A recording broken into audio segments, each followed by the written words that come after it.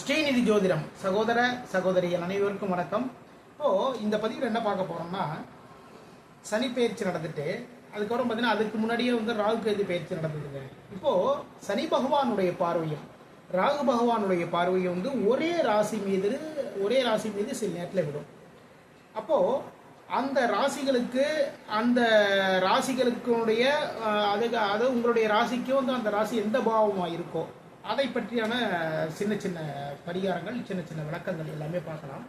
முதலாவதாக மேசராசிக்கு விரயஸ்தானமான 12ஆம் இடத்துல சனி பகவான் சஞ்சாரம் பண்ணிட்டு இருக்கார்.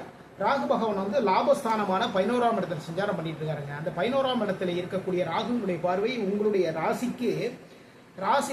ராசி மீது விழுது.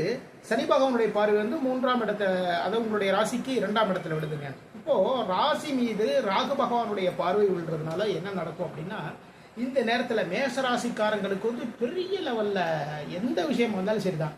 ஒரு வீடு வாங்கணும் அப்படின்னா, ஒரு சின்னதாக ஒரு வீடு வாங்கணும், சிங்கிள் பெட்ரூம்ல வீடு வாங்கணும் அப்படிலாம் கிடையாது. பெரிய லெவலில் ஒரு வில்லா, அதுமாரி பார்த்தீங்கன்னா பெரிய கார்டன் இதேமாரி இருக்கிற மாதிரி வாங்கணும்னு நினைப்பீங்க.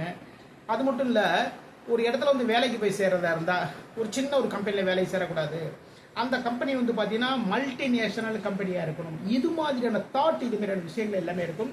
அது மாதிரி இந்த டயத்தில் ஏதாவது அதாவது சூதாட்டங்கள், அதுக்கப்புறம் பார்த்தீங்கன்னா இது மாதிரியான ஒரு விஷயத்தில் இன்வெஸ்ட்மெண்ட் பண்ணலாம், ஒரு ஷேர் மார்க்கெட்டில் பெரிய லெவலில் இன்வெஸ்ட்மெண்ட் நம்ம அள்ளலாம், இது மாதிரியான எண்ணங்கள் எல்லாமே தோணும். இந்த நேரத்தில் ரொம்ப கவனமாக இருக்கணுங்க.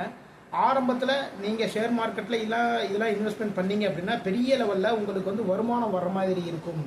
அதுக்கப்புறம் பார்த்தீங்கன்னா உங்களுடைய அதாவது முதலீடு முழுக்க எல்லாமே கையை விட்டு போயிடும். இது மாதிரியான சூழல்கள் எல்லாமே இருக்கும்.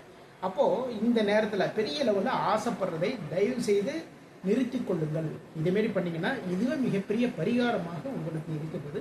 மீண்டும் அடுத்த பதிவில் சந்திப்போம். நம்முடைய ஸ்ரீநிதி ஜோதிடம் சேனல் லைக் பண்ணுங்கள், ஷேர் பண்ணுங்கள், சப்ஸ்கிரைப் பண்ணுங்கள். நான் உங்கள் ஜோதிடர் திருச்சேரை KP ராஜா வெங்கடேஷ்.